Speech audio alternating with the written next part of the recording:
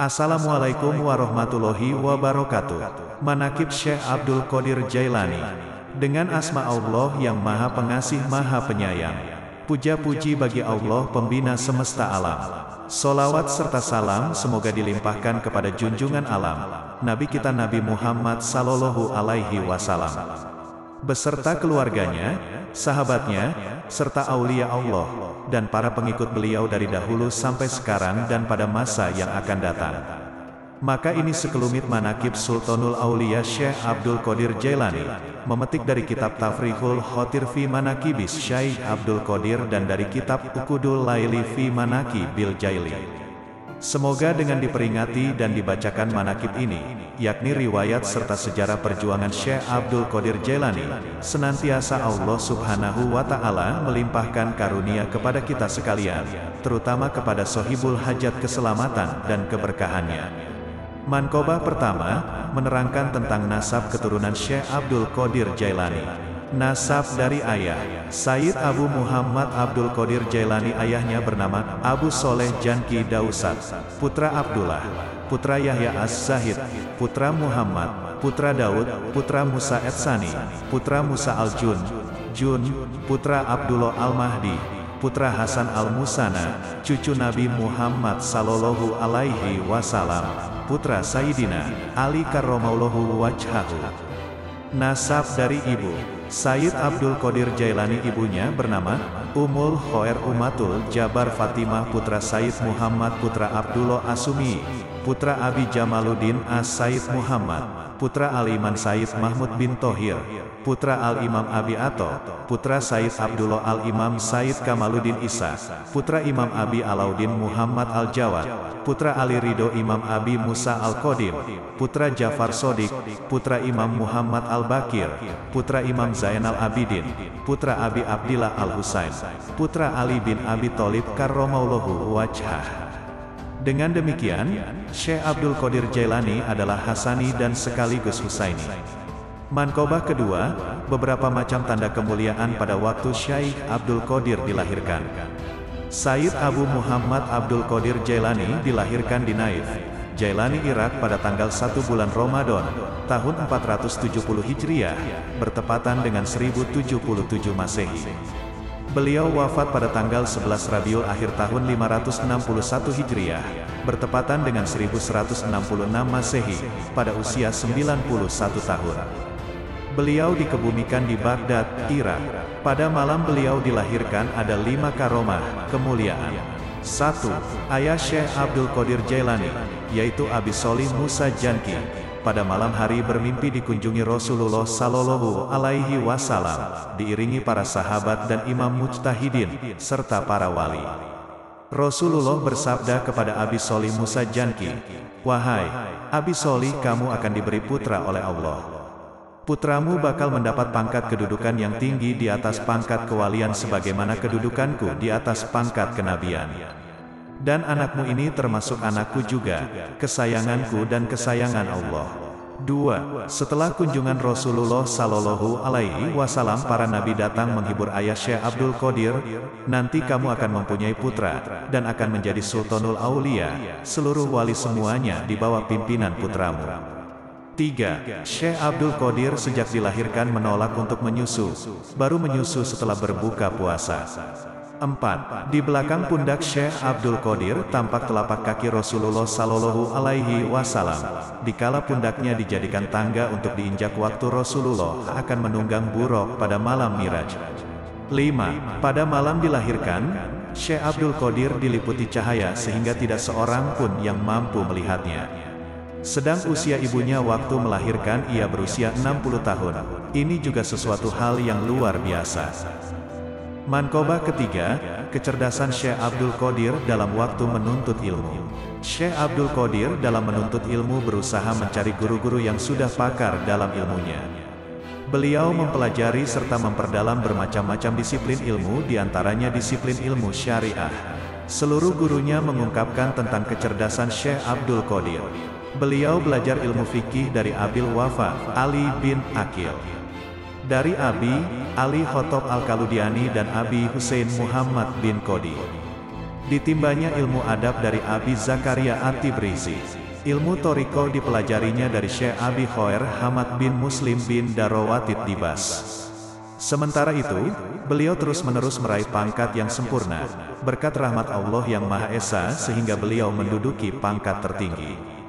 Dengan semangat juang yang tinggi, disertai kebulatan tekad yang kuat, beliau berusaha mengekang serta mengendalikan hawa nafsu keinginannya. Beliau berkholwat di Irak 20 tahun lamanya, dan tidak berjumpa dengan siapapun. Manqobah keempat, kepribadian dan budi pekerti Syekh Abdul Qadir. Akhlak, pribadi Syekh Abdul Qadir Jailani sangat takwa disebabkan sangat takutnya kepada Allah. Hatinya luluh, air matanya bercucuran. Doa permohonannya diterima Allah. Beliau seorang dermawan berjiwa sosial, jauh dari perilaku buruk dan selalu dekat dengan kebaikan. Berani dan kokoh dalam mempertahankan hak, selalu gigih dan tegar dalam menghadapi kemungkaran. Beliau pantang sekali menolak orang yang meminta-minta, walau yang diminta pakaian yang sedang beliau pakai. Sifat dan watak beliau tidak marah karena hawa nafsu, tidak memberi pertolongan kalau bukan karena Allah. Beliau diwarisi akhlak Nabi Muhammad Sallallahu Alaihi Wasallam. Ketampanan wajahnya setampan Nabi Yusuf alaihi salam, benarnya, sidiknya, dalam segala hal sama dengan benarnya Sayyidina Abu Bakar radhiyallahu anhu. Adilnya, sama dengan keadilan Sayyidina Umar bin Khattab radhiyallahu anhu. Hilimnya dan kesabarannya adalah hilimnya Sayyidina Utsman bin Affan radhiyallahu anhu. Kegagahan dan keberaniannya, berwatak keberanian Sayyidina Ali bin Abi Thalib karramallahu wajhah. Manqobah kelima, pakaian Syekh Abdul Qadir dan ujian yang beliau terima. Pakaian Syekh Abdul Qadir yaitu jubah dari bulu domba yang kasar, di kepala beliau dililitkan sebuah kain. Dikala beliau berjalan, walaupun jalan yang dilaluinya banyak durinya, beliau jarang beralas kaki, tidak memakai terompa apalagi sepatu. Makanannya cukup hanya makan buah-buahan dan dedaunan. Dan kebiasaan beliau, tidak tidur dan tidak minum air kecuali hanya sedikit saja, dan pernah dalam waktu yang lama, beliau tidak makan.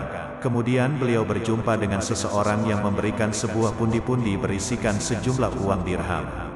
Sebagai pemberian hormat kepada pemberinya, beliau mengambil sebagian uang tadi untuk membeli roti dan bubur. Kemudian duduklah beliau untuk memakannya. Tiba-tiba ada sepucuk surat yang tertulis demikian. Sesungguhnya syahwat-syahwat itu adalah untuk hamba-hambaku yang lemah, untuk menunjang berbuat taat. Adapun orang-orang yang kuat itu seharusnya tidak punya syahwat keinginan. Maka setelah membaca surat tersebut beliau tidak jadi makan. Kemudian beliau mengambil sapu tangannya, terus meninggalkan makan roti dan bubur tadi. Lalu beliau menghadap kiblat serta sholat 2 rakaat. Setelah sholat, beliau mengerti bahwa dirinya masih diberi pertolongan oleh Allah Subhanahu wa Ta'ala. Dan hal itu merupakan ujian bagi beliau. Manqobah ke-6, Syekh Abdul Qadir bersama Nabi Khidir di Irak. Pada waktu Syekh Abdul Qadir memasuki negara Irak, beliau ditemani oleh Nabi Khidir alaihi salam. Pada waktu itu Syekh belum kenal bahwa itu Nabi Khidir alaihi salam. Syekh dijanjikan oleh Nabi Khidir, tidak diperbolehkan mengingkari janji. Sebab kalau ingkar janji, bisa berpisah. Kemudian Nabi Khidir berkata, "Duduklah engkau di sini." Maka duduklah Syekh pada tempat yang ditunjukkan oleh Nabi Khidir selama 3 tahun. Setiap tahunnya Syekh dikunjungi oleh Nabi Khidir sambil berkata, "Janganlah kamu meninggalkan tempat ini sebelum aku datang kepadamu."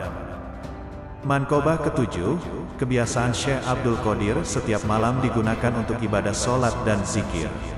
Syekh Abu Abdillah Muhammad Al-Hirawi meriwayatkan bahwa saya berkhidmat menjadi mitra dan mendampingi Syekh Abdul Qadir selama 40 tahun lamanya. Selama itu saya, Syekh Abu Abdillah, menyaksikan beliau bila sholat subuh hanya dicukupkan dengan wudhu isya, artinya beliau tidak batal wudhu. Seusai sholat lalu Syekh masuk kamar menyendiri sampai waktu sholat subuh. Para pejabat pemerintah banyak yang datang untuk bersilaturahmi. Tapi kalau datangnya malam hari tidak bisa bertemu dengan beliau, terpaksa mereka harus menunggu sampai waktu subuh. Pada suatu malam saya mendampingi beliau, sekejap mata pun saya tidak tidur. Saya menyaksikan sejak sore hari beliau melaksanakan sholat dan pada malam harinya dilanjutkan dengan zikir. Lewat sepertiga malam lalu beliau membaca Tampak badannya bertambah kecil sampai mengecil lagi. Lalu badannya berubah menjadi besar dan bertambah besar, lalu naik tinggi ke atas meninggi bertambah tinggi lagi, sampai tidak tampak dari pemandangan. Sejurus kemudian beliau muncul lagi berdiri melakukan sholat dan pada waktu sujud sangat lama sekali. Demikianlah beliau mendirikan sholat semalam suntuk, dari 2/3 malam harinya, lalu beliau menghadap kiblat sambil membaca doa. Tiba-tiba terpancarlah sinar cahaya menyoroti arah beliau dan badannya diliputi sinar cahaya, dan tidak henti-hentinya terdengar suara yang mengucapkan salam sampai terbit fajar. Manqobah ke-8, berlaku benar dan jujur adalah pandangan hidup Syekh Abdul Qadir. Diriwayatkan, Syekh Abdul Qadir ditanya oleh seorang ikhwan, apakah pedoman dalam pandangan hidup beramal? Beliau menjawab, bagiku wajib benar pantang untuk berdusta. Diriwayatkan, pada waktu Syekh menginjak usia muda belia, berusia 18 tahun. Pada suatu hari yaitu hari Arafah bagi kaum muslimin yang naik haji atau sehari sebelum Idul Adha, beliau pergi ke padang rumput menggembalakan seekor unta. Di tengah perjalanan unta tersebut menoleh ke belakang dan berkata kepada beliau, "Hei Abdul Qadir, kamu tercipta bukan sebagai penggembala unta." Peristiwa itu mengejutkan Syekh, dan beliau kembali pulang.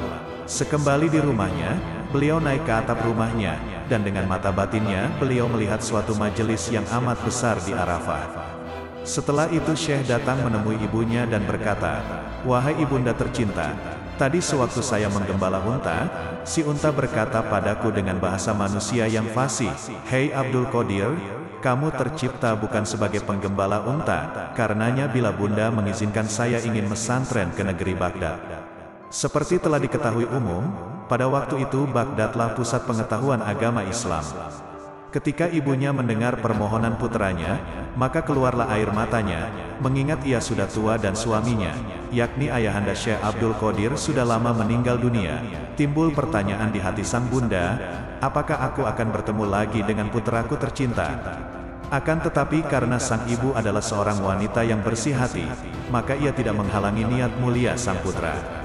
Lalu sang ibu berkata, "Baiklah wahai anakku, bila memang tekadmu sudah bulat, ibu mengizinkanmu mesantren ke Baghdad.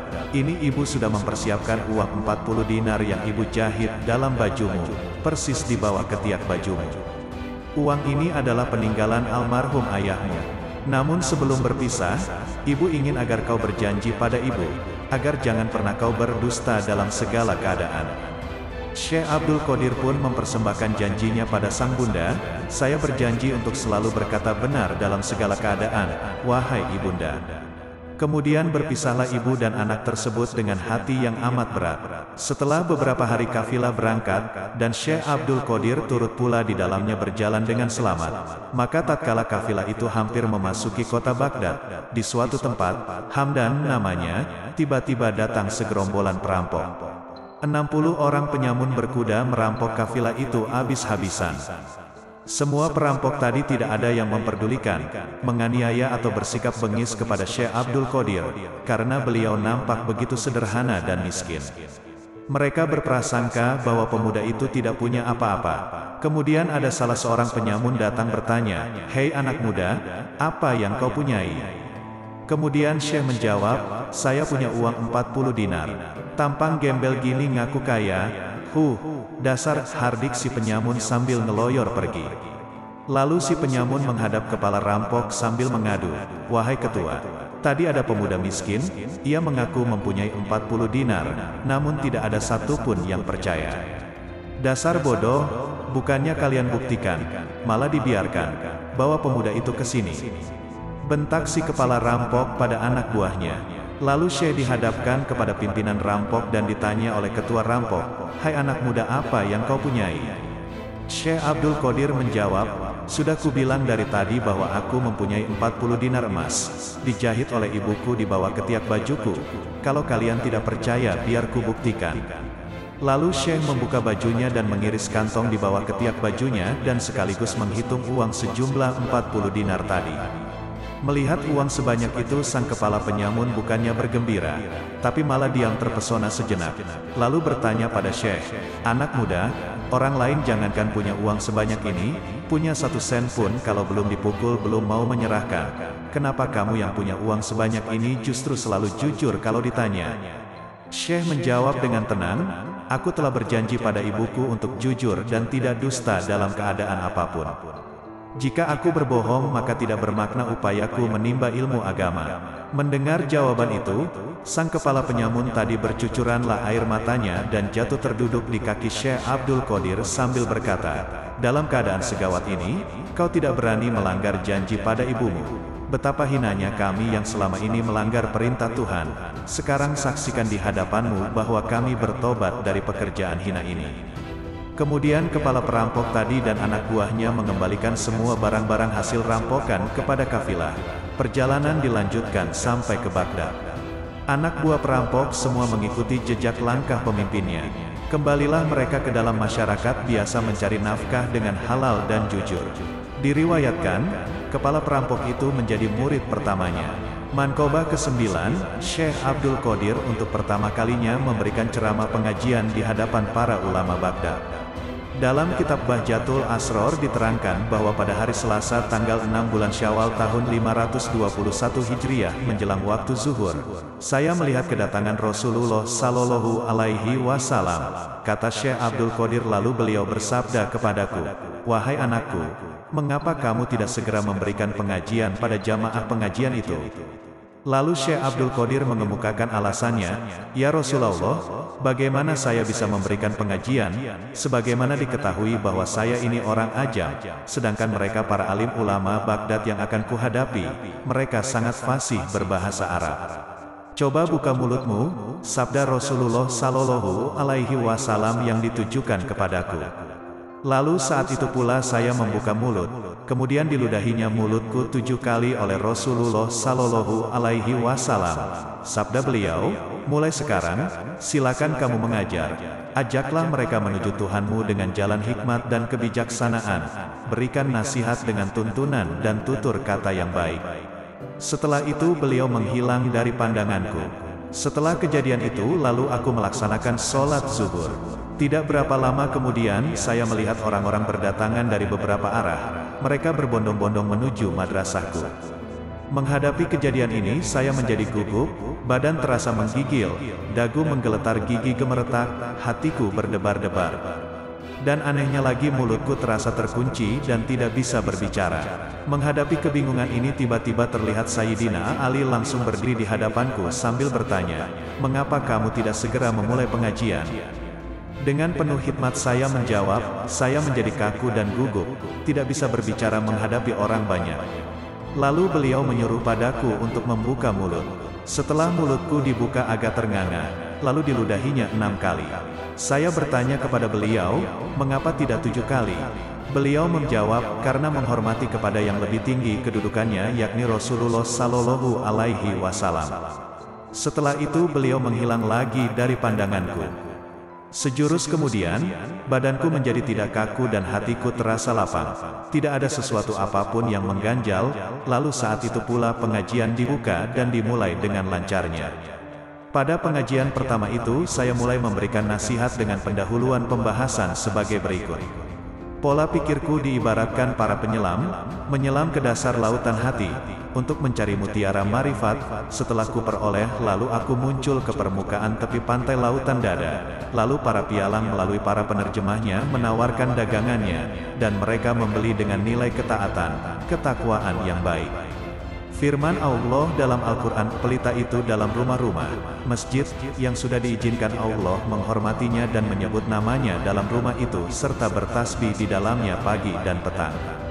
Quran Surah An-Nur ayat 36. Manqobah ke-10, para ulama Baghdad berkumpul di madrasah Syekh Abdul Qadir dengan membawa masalah yang berbeda. Syekh Abu Muhammad Al-Mufarraj meriwayatkan, pada waktu saya ikut hadir di majelis Syekh Abdul Qadir, 100 orang ulama Baghdad telah berkumpul masing-masing membawa berbagai masalah untuk menguji Syekh. Lalu beliau menundukkan kepalanya, maka tampaklah oleh mereka cahaya laksana kilat keluar dari dada beliau. Kemudian cahaya itu menghampiri dada tiap para ulama tadi. Spontan mereka menjadi gemetar kebingungan dan nafas mereka naik turun. Lalu mereka berteriak dengan teriakan yang sama. Baju yang mereka pakai mereka robek-robek sendiri. Demikian pula sorban yang mereka pakai, mereka lemparkan sendiri. Lalu mereka mendekati kursi Syekh dan dipegangnya kaki beliau. Lalu masing-masing bergiliran meletakkan kaki Syekh di atas kepala mereka. Pada saat itu, suasana menjadi gaduh dan hiruk-pikuk. Lalu Syekh memeluk dan mendekap para alim ulama itu seorang demi seorang. Dan masalah yang akan dikemukakan mereka satu persatu dijawabnya dengan tepat dan jelas serta memuaskan. Mereka menjadi tercengang serta kagum atas kepintaran dan kehebatan Syekh dalam menjawab pertanyaan-pertanyaan yang tadinya akan mereka tanyakan. Manqobah ke-11, telapak kaki Nabi Muhammad Sallallahu Alaihi Wasallam memijak pundak Syekh Abdul Qadir pada malam Miraj. Syekh Rashidin Al-Junaidi meriwayatkan, pada malam Miraj, malaikat datang menghadap Rasulullah Sallallahu Alaihi Wasallam sambil membawa buruk. Tampak sekali kaki buruk itu bercahaya laksana bulan, dan paku kasut telapak kakinya bersinar seperti sinar bintang. Dikala buruk itu dihadapkan kepada Rasulullah Sallallahu Alaihi Wasallam, ia tidak bisa diam dan kakinya bergoyang-goyang seperti sedang menari. Rasulullah Sallallahu Alaihi Wasallam bertanya, "Mengapa kamu tidak diam? Apakah kamu menolak untuk kutunggangi?" Buruk berunjuk sembah, "Tidak, demi nyawa yang menjadi penebusnya, saya tidak menolak. Namun ada suatu permohonan. Nanti pada waktu Rasulullah Sallallahu Alaihi Wasallam akan masuk surga, jangan menunggangi yang lain selain saya sendiri yang menjadi tunggangannya." Rasulullah Sallallahu Alaihi Wasallam menjawab, "Baik, permintaanmu akan kukabulkan." Buruk masih mengajukan permohonannya, "Ya Rasulullah, saya mohon agar tangan yang mulia memegang pundakku untuk tanda bukti nanti pada hari kiamat." Lalu dipegangnya pundak buruk itu oleh Rasulullah Sallallahu Alaihi Wasallam. Karena gejolak rasa gembira, sehingga jasad buruk itu tidak cukup untuk menampung ruhnya, sehingga naiklah badannya membumbung tinggi ke atas setinggi 40 hasta tinggi badannya. Rasulullah berdiri sebentar melihat badan buruk itu menjadi naik ke atas sehingga terpaksa Rasulullah Sallallahu Alaihi Wasallam mencari dan memerlukan tangga. Sementara itu, sekonyong-konyong datanglah ruh Gautsul Adzam Syekh Abdul Qadir Jailani mengulurkan pundaknya sambil berkata, "Silakan pundakku diinjak untuk dijadikan tangga." Lalu Rasulullah memijakkan kaki beliau pada pundak Syekh, dan ruh itu mengantarkan telapak kaki Rasulullah Sallallahu Alaihi Wasallam untuk menunggangi buruk. Di saat itu Rasulullah Sallallahu Alaihi Wasallam bersabda, "Telapak kakiku menginjak pundakmu, dan telapak kakimu nanti akan menginjak pundaknya para waliullah." Manqobah ke-12, para wali menyaksikan peringkat ketinggian Syekh Abdul Qadir. Diriwayatkan dalam kitab Raudhatun Nadirin fi Manaqibi Asy-Syaikh Abdul Qadir, pada masa periode ke-6 dari zaman Abi Ali Al-Hasan As-Siri, sampai pada masa kelahiran Syekh Abdul Qadir, tidak ada seorang alim ulama, kecuali pada umumnya mereka membicarakan tentang keagungan pangkat kewalian Syekh dan akan menginjak pundak para waliullah. Para alim ulama itu menerima isi dari pengumuman tersebut, kecuali seorang wali dari kota Isfahan, ia menolak isi dari pengumuman itu. Dengan adanya penolakan tentang kewalian Syekh, pada saat itu juga gugurlah ia dari pangkat kewaliannya. Hampir 300 tahun lagi Syekh Abdul Qadir akan lahir, kedudukan pangkat kewaliannya sudah masyhur dikenal masyarakat. Manqobah ke-13, kerusakan orang-orang yang menyebut Syekh Abdul Qadir tanpa berwudu. Dalam kitab Kanzil Ma'ani diriwayatkan bahwa Syekh Abdul Qadir pada waktu pertama kali beliau menerima pangkat kewaliannya, beliau diliputi dengan sifat jalaliyah Allah, yakni sifat keperkasaan kesaktian. Oleh karena itu namanya menjadi sangat sakti. Kesaktiannya telah terbukti bagi orang yang menyebut nama Syekh Abdul Qadir dengan bersikap secara tidak sopan, menyebut nama beliau dengan tidak punya wudu, akan putus lehernya. Pada waktu berjumpa dengan Rasulullah Sallallahu Alaihi Wasallam, Rasul berpesan, "Wahai Abdul Qadir, sikap perilakumu itu jangan kau lakukan lagi. Banyak yang menyebut nama Allah dan namamu, mereka tidak bersifat sopan." Setelah menerima amanat beliau saat itu juga sikap perbuatan itu beliau tinggalkan. Banyak ulama Baghdad yang menghadap Syekh Abdul Qadir, Mereka mengharapkan agar beliau melepaskan sikap perbuatan itu, mengingat banyak yang menjadi korban, dan merasa iba terhadap mereka. Syekh Abdul Qadir berkata, sesungguhnya hal ini bukanlah keinginan saya menerima sabda dari Allah yang isinya, kamu sudah mengagungkan namaku, namamu juga kuagungkan. Para alim ulama mengemukakan yang menjadi sebab nama Syekh Abdul Qadir itu sangat sakti karena beliau selalu membaca Sa'ifi Hizbul Yaman karangan Sayyidina Ali karramallahu wajhah. Manqobah ke-14, orang yang membaca hadiah, bertawasul kepada Syekh Abdul Qadir akan dihasilkan maksudnya. Diriwayatkan oleh guru-guru yang telah mendapat kehormatan, barang siapa yang menyebut nama Syekh Abdul Qadir dengan tidak berwudu, Allah akan menyempitkan rezekinya. Dan barang siapa yang bernazar akan membaca hadiah bagi Syekh Abdul Qadir, harus segera dilaksanakan agar kelak jangan disebut orang yang menantang dan dikhawatirkan akan menerima kutukan, kewalat. Barang siapa yang bersedekah makanan yang manis-manis pada malam Jumat, lalu dibagikan pada fakir miskin, dan sebelumnya membaca hadiah bertawasul dengan membaca Fatihah kepada Syekh Abdul Qadir lalu dimohonkan karomah dan syafaatnya, insya Allah akan dihasilkan segala maksudnya dan akan mendapat pertolongan dari Allah.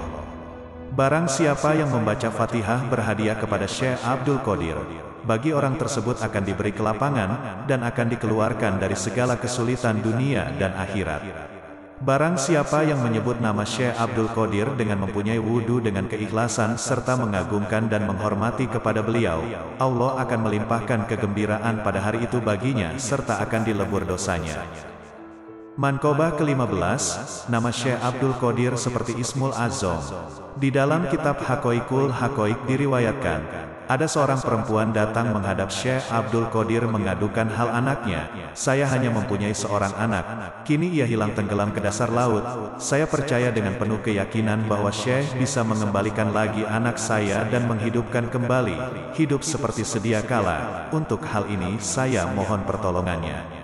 Mendengar keluhan dan permohonan perempuan itu, Syekh berkata, sekarang juga pulanglah dan anakmu sekarang sudah berada di rumahmu. Perempuan itu pulang dengan tergesa-gesa, setibanya di rumah, anaknya itu tidak ada. Sementara itu segera ia menghadap lagi kepada Syekh sambil menangis melapor bahwa anaknya itu tidak ada di rumahnya. Syekh berkata, sekarang anakmu sudah berada di rumahmu, sebaiknya kamu segera pulang. Perasaan rindu pada anaknya menggebu-gebu, namun setibanya di rumah anaknya belum juga ada. Dengan penuh keyakinan ia tidak merasa putus asa datang lagi menghadap Syekh sambil menangis menjerit-jerit mohon supaya anaknya itu hidup lagi. Sejenak kemudian Syekh menundukkan kepalanya dan tegak kembali sambil berkata, sekarang tidak salah lagi, pasti anakmu saat ini juga sudah berada di rumah. Dengan penuh harap ia pulang menuju rumahnya, dan setibanya di rumah ternyata anaknya dengan selamat hidup kembali berkat karomah Syekh Abdul Qadir.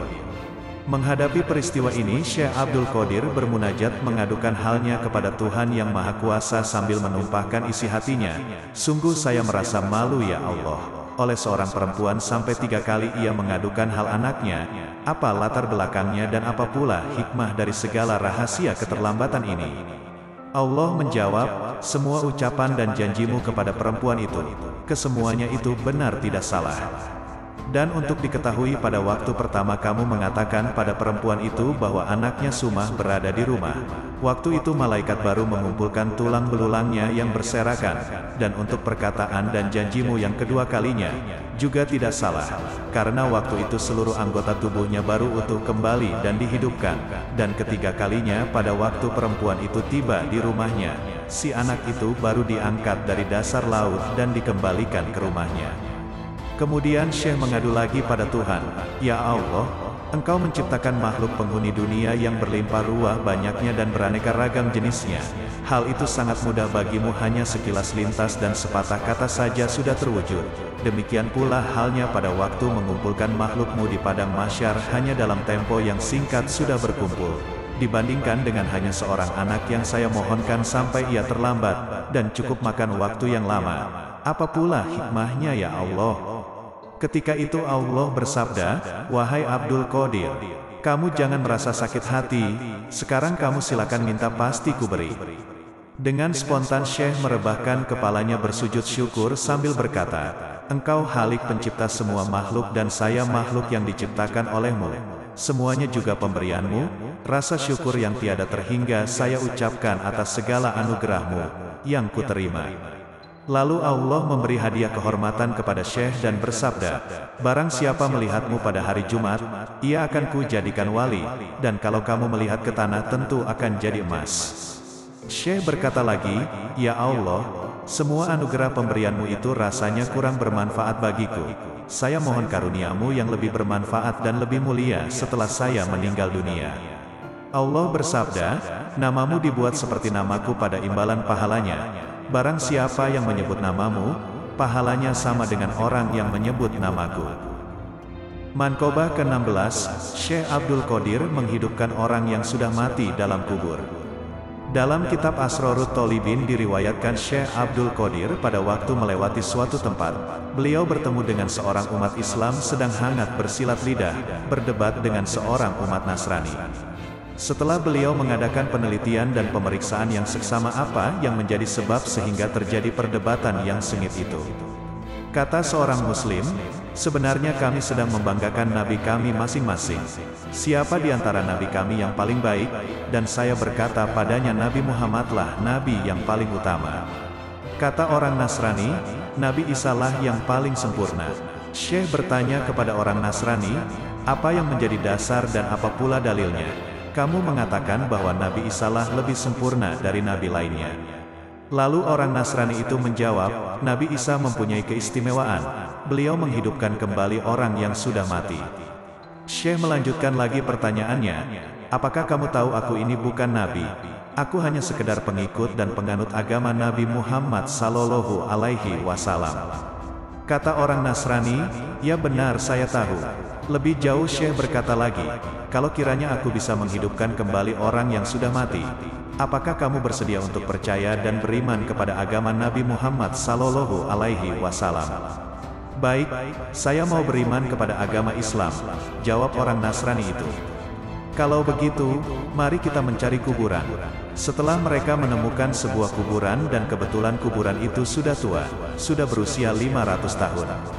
Lalu Syekh mengulangi lagi pertanyaannya, Nabi Isa kalau akan menghidupkan orang yang sudah mati bagaimana caranya?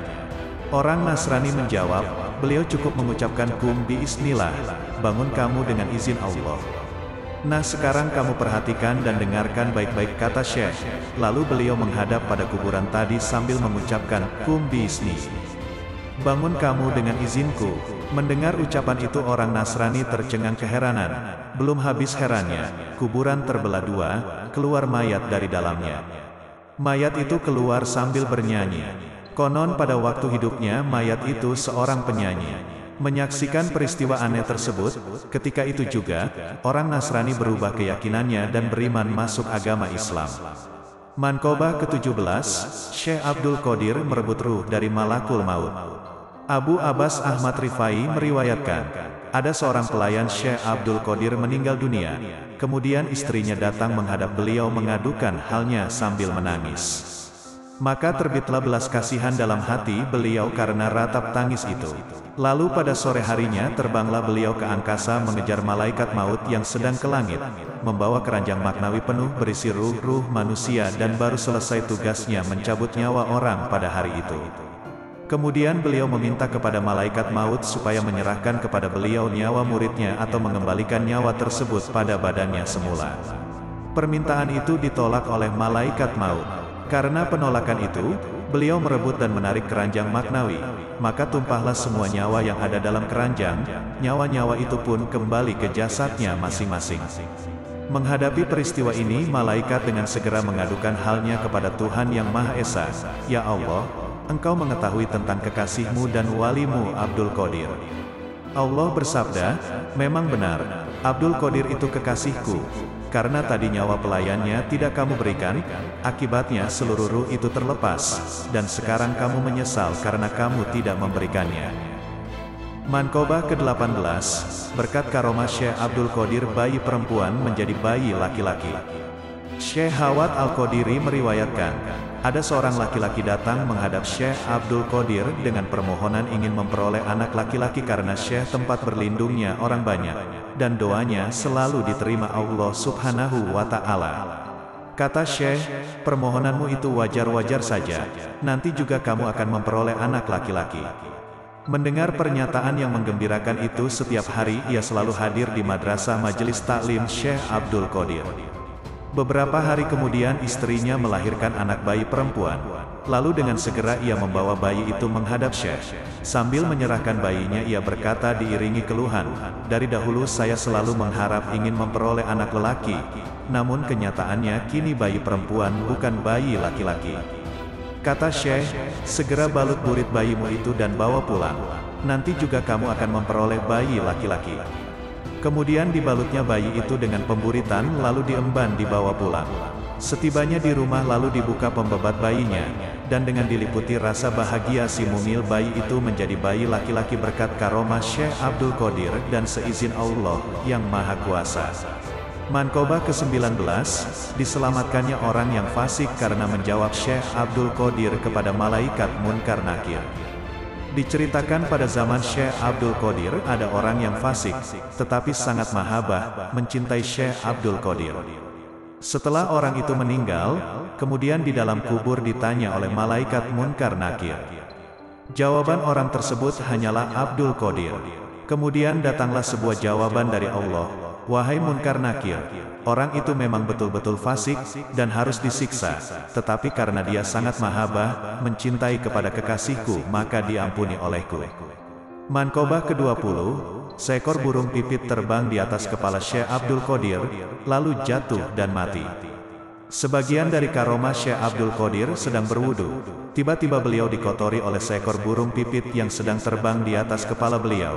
Kemudian Syekh mengangkat kepala dan dilihatnya burung pipit itu.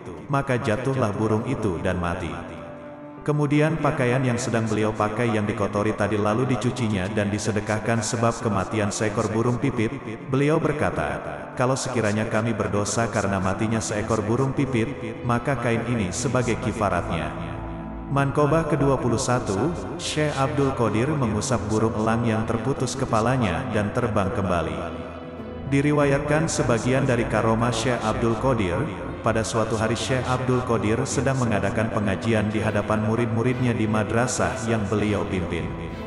Waktu itu keadaan cuaca sangat buruk, angin berhembus dengan kencangnya. Tiba-tiba muncul seekor burung elang melewati atap madrasah dengan suara yang keras hingar-bingar mengganggu orang yang hadir di majelis pengajian. Maka beliau berkata, wahai angin, potonglah kepalanya. Lalu angin bertiup dengan kencangnya memotong kepala burung elang sehingga terpisah dari badannya dan jatuh di hadapan Syekh. Kemudian beliau turun dari kursinya mengambil bangkai burung elang itu dan meletakkannya di atas tangan beliau. Diusapnya burung itu dengan membaca, Bismillahirrohmanirrohim. Tiba-tiba burung elang hidup kembali kemudian terbang lagi dengan izin Allah Subhanahu wa Ta'ala. Dan hal ini disaksikan oleh segenap jamaah pengajian. Manqobah ke-22, Syekh Abdul Qadir tiap tahun membebaskan hamba sahaya dari perbudakan, serta nilai busana. Pada sebagian kitab manakib meriwayatkan bahwa Syekh Abdul Qadir tiap hari raya sudah menjadi tradisi beliau, membeli beberapa hamba sahaya untuk dimerdekakan dari belenggu perbudakan. Setelah dimerdekakan demi membina kemantapan lebih lanjut, Syekh mengusulkan mereka kepada Allah Subhanahu wa Ta'ala. Syekh Abdul Qadir bila berpakaian beliau memakai pakaian yang serba indah, bagus dan mahal harganya. Nilai kainnya harga per kilonya 0,6888 M, seharga 10 dinar, dan tutup kepalanya seharga 70.000 dinar. Terompahnya untuk alas kaki yang beliau pakai bertaburan intan berlian dan jamrud. Paku terompahnya terbuat dari perak, namun pakaian yang serba mewah dan indah itu bila ada orang yang memerlukannya saat itu juga beliau berikan. Manqobah yang ke-23, Syekh Abdul Qadir menerima makanan yang turun dari langit. Diriwayatkan, pada waktu Syekh Abdul Qadir sedang berkholwat selama 40 hari lamanya, beliau bermaksud dengan niat yang kuat, yaitu tidak akan minum dan makan berupa makanan dunia, terkecuali kalau makanan itu turun dari langit, dan air untuk minum pada waktu berbuka puasa. Tinggal 20 hari lagi menuju hari yang ke-40, terbukalah langit-langit atap rumahnya. Dikala itu datang seorang laki-laki membawa wadah tempat buah-buahan yang dipegang dengan kedua belah tangannya, yang berisikan aneka ragam buah-buahan yang langka adanya, rupanya bagus serta mengagumkan mata. Lalu dihidangkan kepada Syekh, beliau berkata, "Ini makanan dari mana?" Sang pembawa tadi menjawab, "Ini dari alam malakut dan jamuan ini untuk Syekh." Syekh menjawab, "Jauhkan wadah itu dari pandanganku, karena emas dan perak diharamkan oleh Rasulullah Shallallahu Alaihi Wasallam." Kemudian wadah yang terbuat dari emas dan perak itu dibawa kembali. Pada waktu akan berbuka puasa, datang berkunjung malaikat sambil berkata, "Wahai Abdul Qadir, ini jamuan dari Allah Subhanahu wa Ta'ala." Disodorkan baki yang penuh diisi makanan, lalu beliau terima dan beliau makan bersama-sama dengan para pelayannya. Manqobah ke-24, masyarakat yang menderita penyakit taun, kolera sembuh dengan rumput dan air madrasah Syekh. Para ulama meriwayatkan, pernah terjadi pada zaman Syekh Abdul Qadir telah berjangkit wabah penyakit taun, kolera sehingga ratusan ribu orang yang meninggal dunia. Berduyun-duyun masyarakat datang minta pertolongan kepada Syekh. Beliau mengumumkan kepada masyarakat, "Barang siapa yang memakan rerumputan yang tumbuh di sekitar madrasahku, Allah akan menyembuhkan penyakit yang diderita masyarakat." Karena terlalu banyak yang sakit dan rerumputan sebagai obat penangkal tidak cukup malah sudah habis. Lalu Syekh mengumumkan lagi, "Barang siapa yang meminum air madrasahku akan disembuhkan Allah Subhanahu wa Ta'ala." Mendengar pengumuman itu, para penderita penyakit, mereka beramai-ramai minum air yang ada di sekitar madrasah Syekh. Seketika itu juga mereka menjadi sembuh kembali, sehat walafiat. Penyakit taun yang mengganas segera lenyap. Manqobah ke-25, tulang belulang ayam hidup kembali berkat karomah Syekh Abdul Qadir. Diriwayatkan, ada seorang perempuan datang menghadap Syekh Abdul Qadir mengantarkan anaknya untuk berguru pada Syekh. Untuk mempelajari ilmu suluk, Syekh memerintahkan agar si anak harus belajar dengan tekun mengikuti cara-cara orang salaf dan ditempatkan di ruang khalwat. Beberapa hari kemudian si ibu selaku orang tua murid datang menengok anaknya dan dilihat tubuh anaknya itu menjadi kurus. Makannya hanya roti kering dan gandum. Si ibu kemudian masuk ke ruang Syekh dan melihat di hadapannya tulang-tulang sisa makanan daging ayam yang sudah bersih. Ibu itu berkata, "Menurut penglihatan saya, Tuan Syekh makan dengan makanan yang serba enak. Sedang anak saya badannya kurus karena makanannya hanya bubur gandum dan roti kering. Untuk hal itu apa maknanya sehingga ada perbedaan?" Mendengar pertanyaan itu lalu Syekh meletakkan tangannya di atas tulang belulang ayam sambil berkata, "Berdirilah dengan izin Allah yang menghidupkan tulang belulang yang sudah hancur." Lalu berdirilah tulang belulang itu menjadi ayam kembali sambil berkokok, "Tidak ada Tuhan selain Allah, Muhammad utusan Allah, Syekh Abdul Qadir kekasih Allah." Syekh berkata pula kepada orang tua anak itu, "Kalau anakmu dapat berbuat seperti ini, maka ia boleh makan seenaknya asal yang halal." Ibu itu merasa malu oleh Syekh dan mohon maaf atas prasangka yang buruk. Dengan keyakinan yang bulat, ibu itu menyerahkan anaknya kepada Syekh untuk dididik. Manqobah ke-26, anjing penjaga istal Syekh Abdul Qadir membunuh seekor harimau.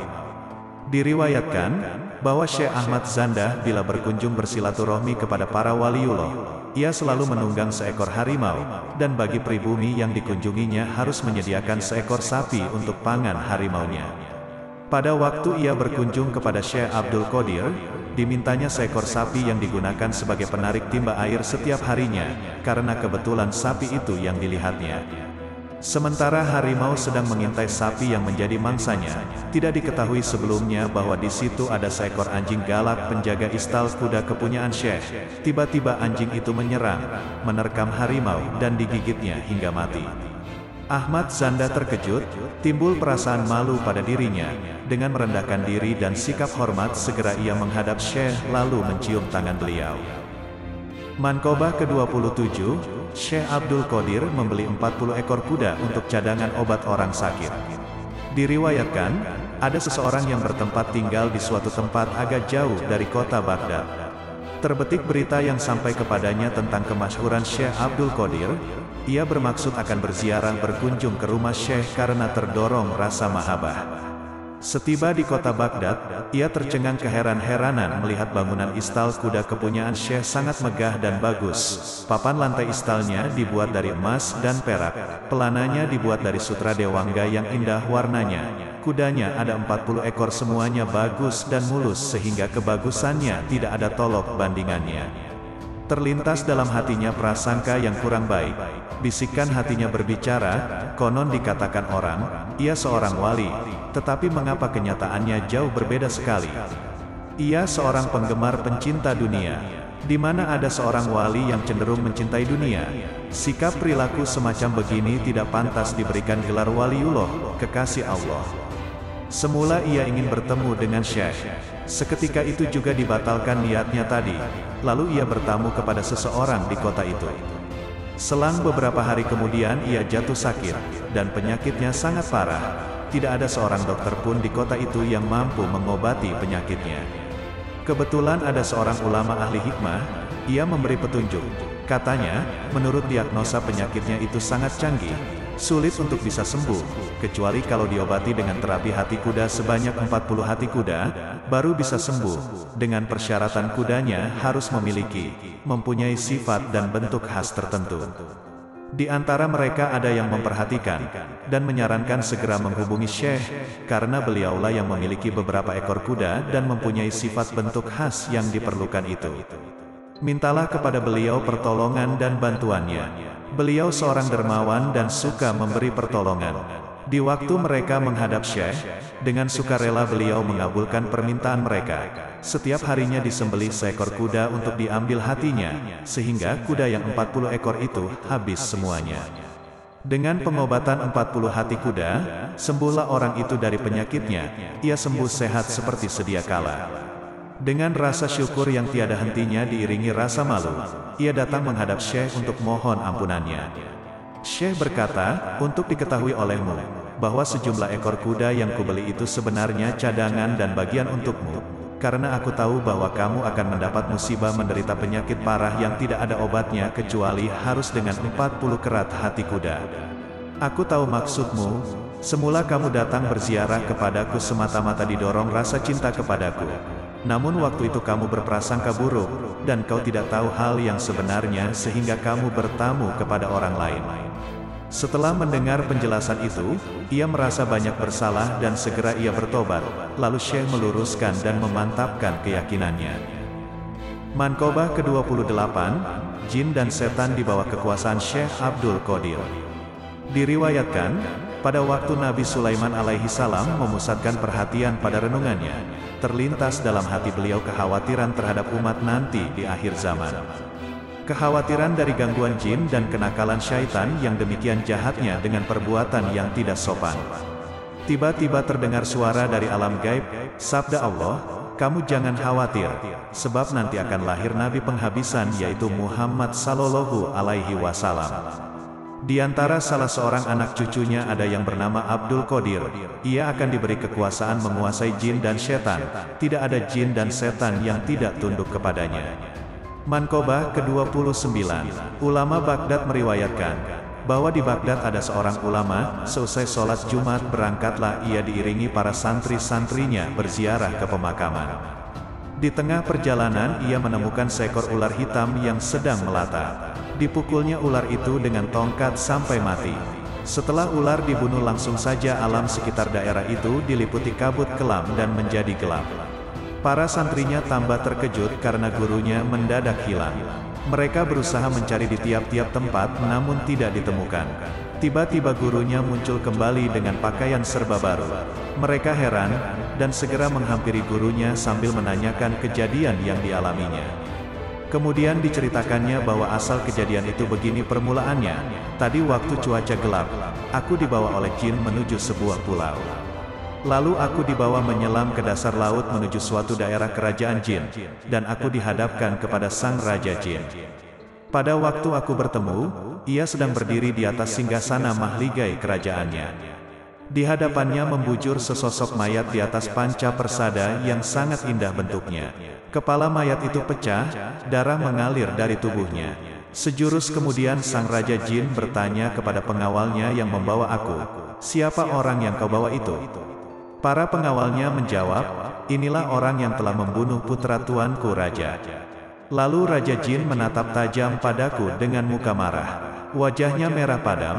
Dengan geramnya Raja Jin menghardikku. Mengapa kamu membunuh anakku yang tidak berdosa? Bukankah kamu lebih tahu tentang dosanya membunuh? Padahal kamu katanya seorang ulama yang mengetahui masalah-masalah hukum. Dia berkata dengan suara lantang, muka berang menakutkan. Segera aku menjawab menolak tuduhan itu. Perkara membunuh anakmu aku tolak. Apalagi yang namanya membunuh, bertemu muka pun aku belum pernah. Raja Jin menjawab, kamu tidak bisa menolak. Ini buktinya, para saksinya juga banyak. Lalu dengan tegas tuduhan itu kusanggah, tidak bisa, semuanya bohong, itu fitnah semata. Para saksi jin mengusulkan supaya raja memeriksa darah yang melekat di ujung tongkatnya. Lalu sang raja bertanya, itu darah apa yang ada di tongkatmu? Aku menjawab, darah ini bekas cipratan darah ular yang kubunuh. Raja Jin berkata dengan geramnya, kamu manusia yang paling bodoh. Kalau kamu tidak tahu ular itu anakku. Dikala itu, aku bingung tidak bisa menjawab lagi. Sehingga aku pusing, bumi dan langit terasa sempit karena sulit mencari jalan pemecahannya. Raja Jin melirik kepada seorang hakim selaku aparatnya seraya berkata, manusia ini sudah mengakui kesalahannya. Ia telah membunuh anakku, kamu harus segera memutuskan hukumannya, yaitu ia harus dibunuh. Setelah jatuh keputusan, aku diserahkan kepada seorang algojo. Pada waktu kepalaku akan dipancung, algojo sedang mengayunkan pedangnya ke arah leherku. Tiba-tiba muncul seorang laki-laki tampan bercahaya sambil berseru, berhenti. Sekali-kali jangan kau bunuh orang ini, ia murid Syekh Abdul Qadir, sambil matanya menatap Raja Jin dengan sorotan tajam. Lalu ia berkata, coba apa jawabanmu kepada Syekh kalau beliau marah padamu karena membunuh muridnya? Raja Jin melirik ke arahku sambil berkata, karena aku menghormati dan memuliakan Syekh, dosamu yang begitu besar kuampuni, dan kamu bebas dari hukuman. Tetapi sebelum kau pulang, kamu harus jadi imam sholat untuk menyembahyangkan mayat anakku almarhum dan bacakan istighfar mohon diampuni dosanya. Setelah selesai menyembahyangkan, pada waktu pulang aku diberi hadiah pakaian bagus dan diantarkan ke tempat semula tadi. Mankobah ke-30, berkat karomah Syekh Abdul Qadir bisa menolak gangguan jin dan orang jahat. Syekh Jalal Al-Bukhari meriwayatkan, barang siapa diganggu kemasukan jin supaya dibacakan ke telinga orang itu bacaan. Ya Hadrotas Syekh Kutubul Alamin Muhyiddin Abdul Qadir Al-Jailani, insya Allah ia akan sembuh. Dan barang siapa merasa takut dari gangguan orang jahat atau musuh, maka ambil segenggam tanah hitam dan baca nama Syekh Abdul Qadir pada tanah itu lalu sebarkan ke arah yang ditakuti. Insya Allah akan terpelihara dari kejahatan. Barang siapa yang mendapat kesusahan hidup, lalu ia bertawasul kepada Syekh Abdul Qadir, Allah akan mengganti kesusahan dengan kesenangan, dan kesulitan dengan kemudahan. Mankobah ke-31, Syekh Abdul Qadir berziarah ke makam Rasulullah Sallallahu Alaihi Wasallam dan mencium tangan beliau. Pada waktu Syekh Abdul Qadir berziarah ke pusara Rasulullah Sallallahu Alaihi Wasallam di Madinah Munawwaroh, setibanya di Madinah langsung beliau masuk ke ruang pusara Rasulullah Sallallahu Alaihi Wasallam, yaitu ruang yang mulia, Hujrah Syarifah. Selama 40 hari beliau berdiri di hadapan pusara Rasulullah Sallallahu Alaihi Wasallam. Kedua tangannya diletakkan pada dadanya sambil bermunajat mengharap rahmat Allah. Menumpahkan isi hati nuraninya dengan makna bait di bawah ini, besar dosaku seperti gulungan ombak di laut, bahkan lebih banyak tinggi setinggi puncak gunung Syam, bahkan lebih tinggi lagi. Namun bila daku kau ampuni, ringan dosaku seringan sayap nyamuk kecil, bahkan sekecil amat sangat. Lalu beliau meneruskan munajat pengharapannya dengan bait di bawah ini. Kala jauh dari kekasih, kuutus roh pengganti diri ulurkan tanganmu, kini kasihkan ku kecup sepuas hati, untuk terima syafaat kekasih. Selesai beliau meluapkan isi hati nuraninya, tangan Rasulullah Sallallahu Alaihi Wasallam yang mulia terulur keluar lalu dipegang, diciumnya sepuas hati, dan diletakkan pada ubun-ubun kepala Syekh. Mankobah ke-32, Syekh Abdul Qadir berbuka puasa di rumah murid-muridnya pada satu waktu yang bersamaan. Diriwayatkan pada suatu hari di bulan Ramadan, Syekh Abdul Qadir diundang berbuka puasa oleh murid-muridnya sebanyak 70 orang di rumahnya masing-masing. Mereka berkeinginan agar Syekh berbuka puasa di rumahnya. Mereka tidak mengetahui bahwa di antara mereka masing-masing mengundang Syekh untuk berbuka puasa pada waktu yang bersamaan.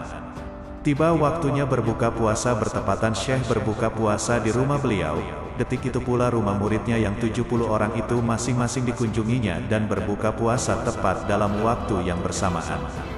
Peristiwa ini di kota Baghdad sudah masyhur terkenal di kalangan masyarakat, dan sudah menjadi buah bibir masyarakat dalam setiap pembicaraan dan pertemuan. Manqobah ke-33, diriwayatkan, di kota Baghdad ada seorang wanita rupawan, wajahnya cantik dan manis sedap dipandang mata. Sebelum ia masuk jamaah murid Syekh Abdul Qadir, ada seorang lelaki fasik, hidung belang, dan tuna susila. Dia menaruh cinta mengharap pada wanita itu, namun cintanya tidak dibalas. Cintanya bertepuk sebelah tangan. Si lelaki jahat itu berusaha mencari jalan untuk melaksanakan niat jahatnya itu. Pada suatu hari, wanita itu berangkat menuju sebuah gua pada suatu gunung untuk berkholwat, beruslah yakni mengasingkan diri dengan tujuan ibadah.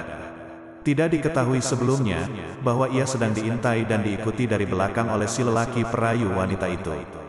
Ketika wanita itu tiba dan akan masuk ke dalam gua, si lelaki jahat itu berusaha dengan sekuat tenaga akan masuk ke dalam gua memperkosa kehormatan wanita itu.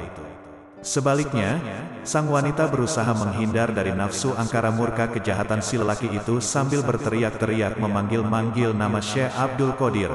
Ya Syekh Sakolain, ya Gautsal Azam, ya Syekh Abdul Qadir, tolonglah saya. Demikian ratap wanita bertawasul dan beristighosah minta pertolongan.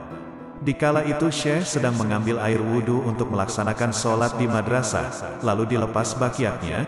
Sepasang bakiak itu dipegang Syekh lalu dilemparkan ke arah gua dan tepat sekali mengenai sasaran kepala lelaki jahat itu. Dikala laki-laki jahat itu akan melakukan aksinya, bertubi-tubi sepasang bakiak memukul, menamparkan laki-laki itu dengan pukulan-pukulan yang mematikan. Dan seketika itu juga ia mati. Sang wanita segera mengambil sepasang bakiak milik Syekh, gurunya. Kemudian ia mengucapkan terima kasih atas pertolongannya, lalu bakiak itu diserahkan sambil melaporkan peristiwa yang dialaminya kepada Syekh dan juga kepada halayak yang mengerumuninya. Manqobah ke-34, Syekh Abdul Qadir memberikan pertolongan kepada seorang wali yang telah dilepas pangkat kewaliannya. Diriwayatkan, pada zaman Syekh Abdul Qadir, ada seorang wali yang telah dilepas pangkat kewaliannya. Ia minta pertolongan kepada rekan-rekannya sesama wali, memohon kepada Allah Subhanahu wa Ta'ala agar ia dapat diangkat kembali mendapatkan pangkat kewaliannya. Wali rekannya itu berkata, saya sudah berusaha berdoa memohon kepada Allah Subhanahu wa Ta'ala agar dapat diangkat kembali pangkat kewalianmu. Bahkan menurut anggapan saya persoalan ini tidak diterima oleh Allah Subhanahu wa Ta'ala, dan saya dianjurkan sebaiknya meminta pertolongan dan syafaat Syekh, supaya beliau berdoa memohon kepada Allah Subhanahu wa Ta'ala agar dapat dikembalikan pangkat kewalianmu itu.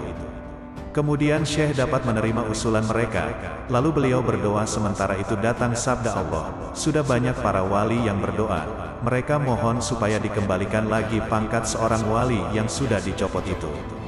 Untuk hal ini kamu jangan minta syafaat baginya.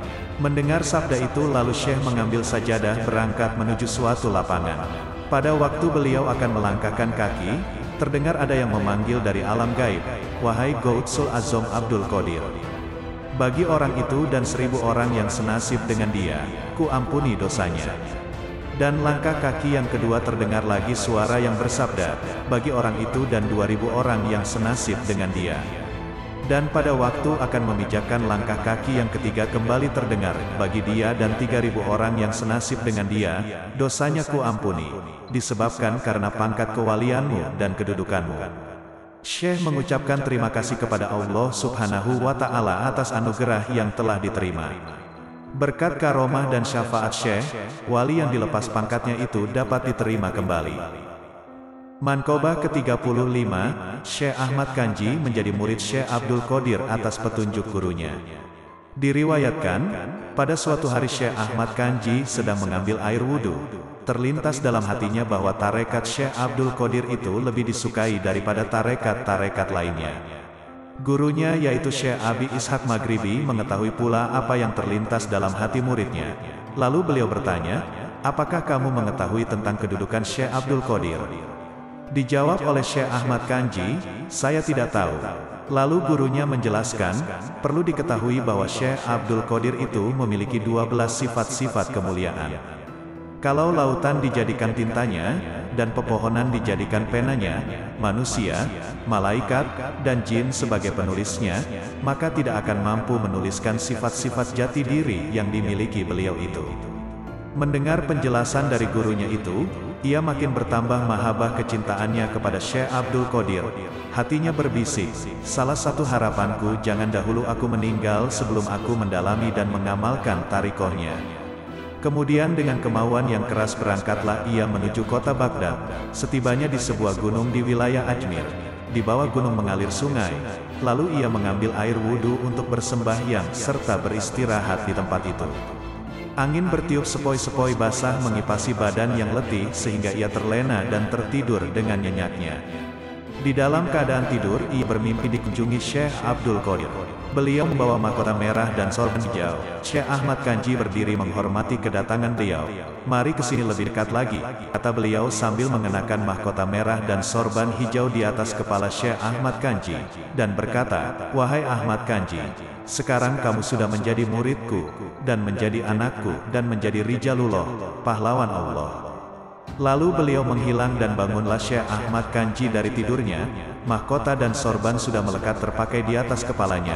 Lalu ia bersujud syukur atas nikmat Allah yang telah diterimanya.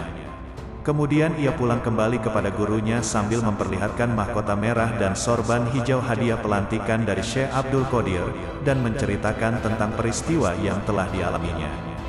Gurunya berkata, wahai Ahmad Kanji, mahkota dan sorban itu adalah suatu hirqoh kemuliaan dan keberkahan bagimu, dan kamu sangat dikasihi Syekh Abdul Qadir. Sekarang berdirilah tegak, dan kamu telah menjadi wali yang utama. Dengan mengharap keberkahannya, Syekh Abi Ishaq Maghribi memakai mahkota dan sorban itu di kepalanya, lalu diserahkan kembali kepada Syekh Ahmad Kanji. Manqobah ke-36, Syekh Ahmad Kanji menjunjung kayu bakar di atas kepalanya. Syekh Ahmad Kanji pekerjaannya adalah mencari kayu bakar untuk memasak roti bagi fakir-fakir. Setelah mengenakan mahkota dari Syekh Abdul Qadir, gurunya berkata, sekarang engkau tidak layak mencari kayu bakar, sebab kepalamu telah dimahkotai dengan mahkota yang mulia. Lalu Syekh Ahmad Kanji memohon izin dari gurunya untuk mencari kayu bakar. Ujar gurunya, ya kalau kamu ngotot, silakan saja. Ia pun berangkat ke gunung mengumpulkan kayu bakar dan diikat. Waktu akan diangkat ke kepalanya, kayu bakar itu melayang di atas kepala Syekh Ahmad Kanji kira-kira sehasta dari kepalanya. Lantas Syekh Ahmad Kanji pulang kepada gurunya. Ikatan kayu bakar terus melayang mengikuti Syekh Ahmad. Setibanya di tempat gurunya yaitu Syekh Abi Ishaq Maghribi, gurunya berkata, nah Syekh Ahmad, tadi kataku bagaimana, kepalamu tidak pantas dipakai membawa kayu bakar, sebab sudah ditempati mahkota dan sorban yang mulia. Sejak kini, sudahlah jangan mencari kayu bakar. Engkau oleh Sayyid Abdul Qadir sudah ditunjukkan dalam pangkat Rijalullah. Manqobah ke-37, berkat doa Syekh Abdul Qadir seorang perempuan mempunyai 7 anak laki-laki.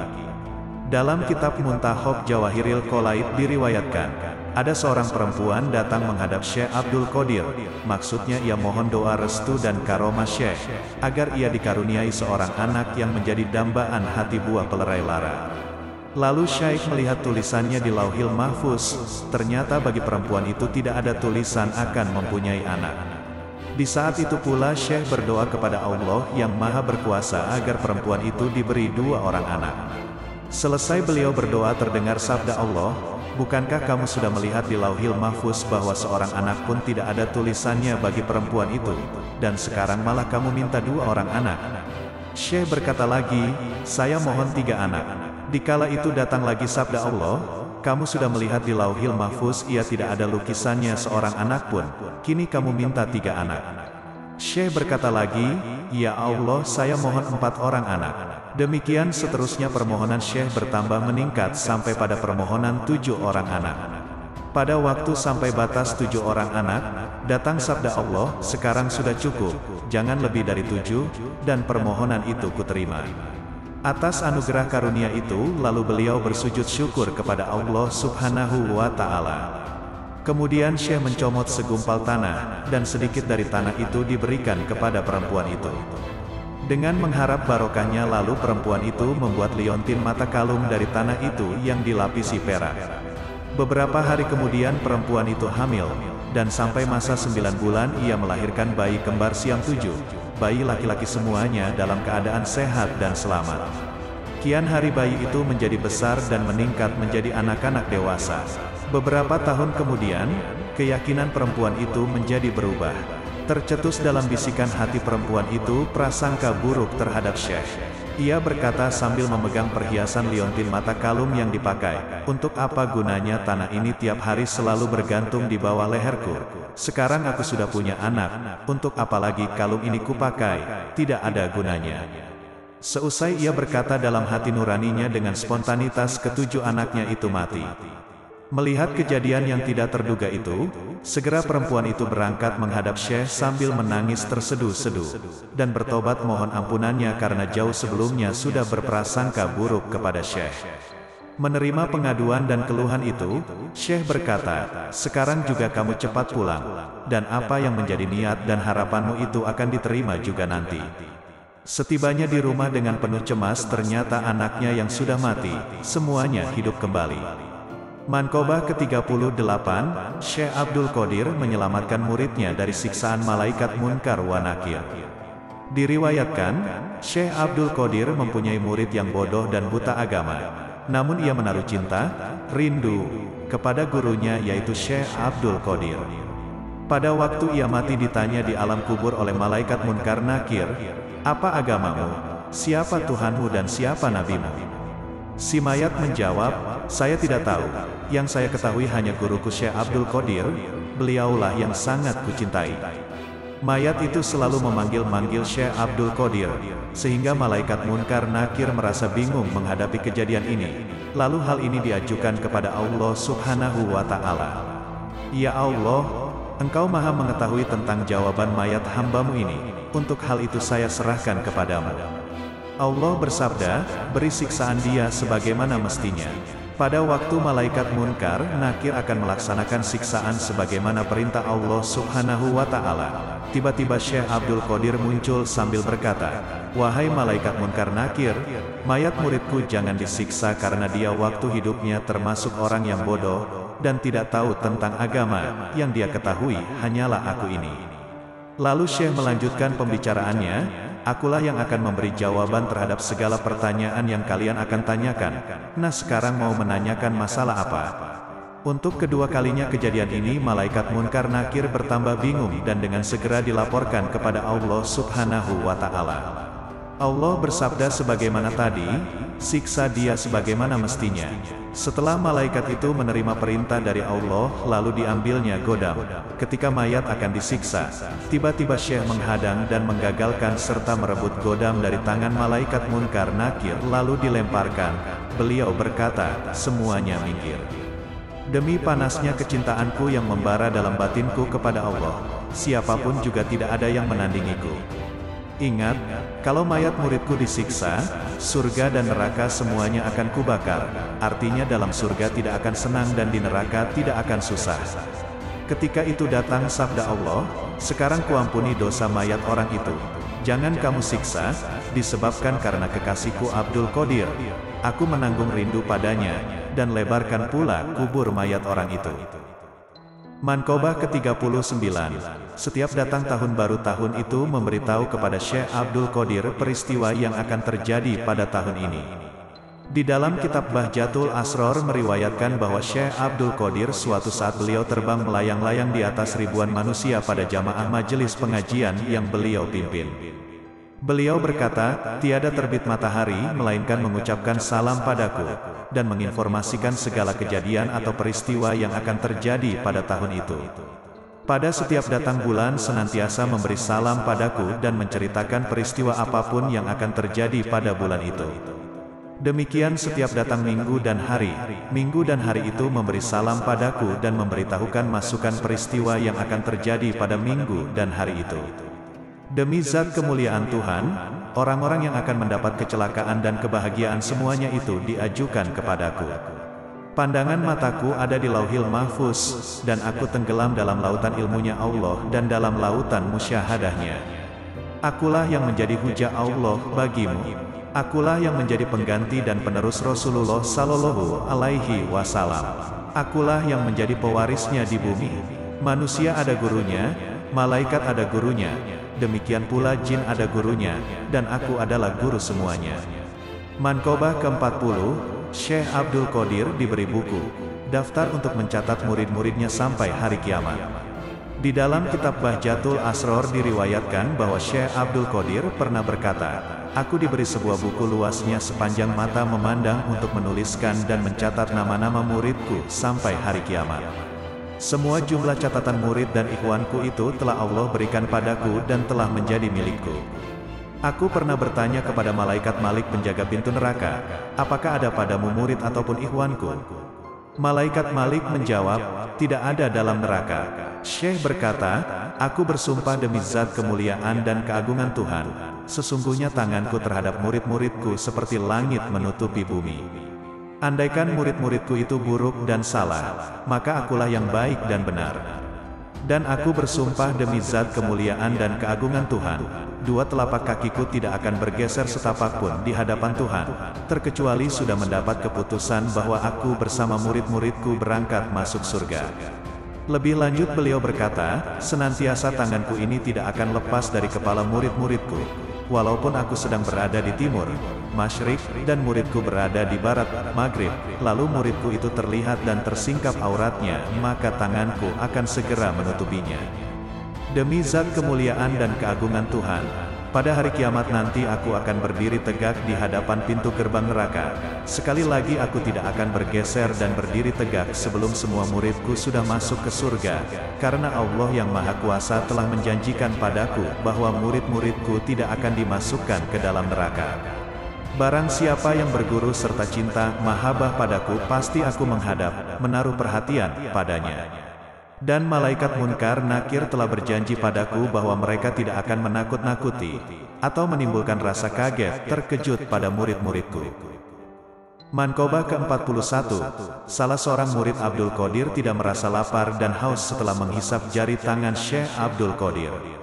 Syekh Arif Abu Muhammad Syawir As-Sibti berkata, "Pada suatu hari saya berangkat menuju Baghdad berziarah kepada Syekh Abdul Qadir, lalu saya membantu beliau beberapa hari lamanya. Pada waktu saya akan pulang, lebih dahulu saya menghadap guruku Syekh untuk mohon diri. Beliau berkata padaku, 'Silakan kamu pergi. Aku doakan semoga kamu selamat di perjalanan dan selamat sampai di tempat tujuan.' Kemudian beliau mengulurkan tangannya menyuruh padaku supaya jari tangannya dihisap. Lalu kuhisap jari tangan beliau itu. Beliau berwasiat kepadaku, agar nanti di perjalanan jangan meminta-minta. Setelah saya pamit, berangkatlah saya menuju Mesir. Berkat karomah Syekh, di perjalanan saya tidak pernah merasa lapar atau haus, juga tidak mengurangi kekuatan fisik, dengan selamat tidak kurang suatu apapun sampailah saya di kampung halaman." Manqobah ke-42, Syekh Sonani karena tidak taat kepada Syekh Abdul Qadir nasibnya menjadi penggembala babi. Pada waktu Syekh Abdul Qadir menerima sabda Rasulullah Sallallahu Alaihi Wasallam, bahwa telapak kaki beliau bakal memijak pundak-pundak para waliullah, sabda Rasulullah itu diumumkan dan disebarkan kepada seluruh para wali, baik yang hadir maupun yang tidak hadir, raib. Mendengar pengumuman itu, mereka para waliullah menghadap Syekh, dan mereka meletakkan kaki beliau di atas pundaknya masing-masing karena menghormati dan mengagungkannya, kecuali seorang wali namanya Syekh Sonani. Ia berkata, "Saya juga cinta mahabbah kepada Syekh, tetapi untuk diinjak pundakku nanti dahulu, dan rasanya tidak perlu." Ucapan Syekh Sonani itu terdengar oleh Syekh, dan beliau berkata, "Telapak kakiku akan menginjak pundaknya si penggembala babi." Tidak berapa lama kemudian, Syekh Sonani berangkat berziarah menuju kota Mekah diiringi sampai ratusan santri-santrinya. Takdir tidak bisa ditolak, demikianlah ketentuan Tuhan yang Maha Kuasa berlaku bagi hambanya. Pada waktu Syekh Sonani berjalan melewati sebuah kampung yang penduduknya mayoritas menganut agama Nasrani, kebetulan ia melihat sebuah kedai, penjual warung itu seorang perempuan beragama Nasrani penjual minuman keras. Keistimewaan perempuan itu pandai menarik para pembeli karena wajahnya cantik tiada bandingnya, badannya mulus dan mantap, mendebarkan hati para pemuda. Konon tiada seorang lelaki pun yang tidak terpikat olehnya. Demikian pula Syekh Sonani, melihat kecantikan perempuan itu terpesona sehingga luluh hatinya, hilang rasa malu pada dirinya, wibawanya jatuh di hadapan santri-santri pengiringnya, sehingga dengan senang hati ia rela menyerahkan dirinya untuk menjadi pelayan perempuan itu. Dengan sukarela serta sungguh-sungguh ia mau bekerja, dan pekerjaan